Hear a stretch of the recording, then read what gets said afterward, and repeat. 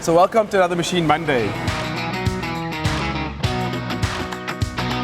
Today I'm standing with Leon in front of one of the machines. Leon is one of our lead programmers who obviously focuses on Rockwell PLCs.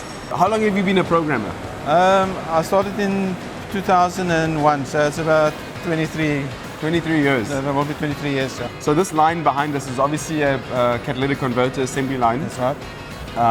All running on Rockwell PLCs, servos, etc., etc.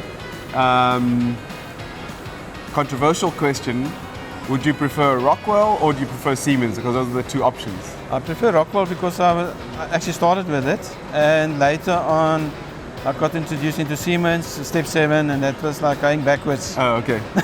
In my perspective, it is. All right. It wasn't user friendly. Okay. I think the iPortal nowadays is a bit more user friendly. Okay.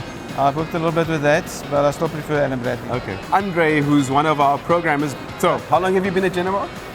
6 years. 6 years. Yeah. And you started your career at Jendamark, if I remember correctly. First job. First job. I feel Siemens is more user-friendly for programming side, and Bradley is more advanced.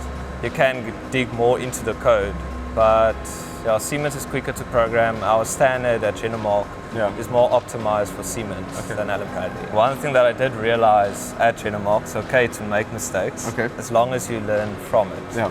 Because I feel in order to become good at something, you need to know what works and what doesn't work. Yeah. So I guess knowing what doesn't work is obviously sometimes more important than what does work. Don't crash stuff.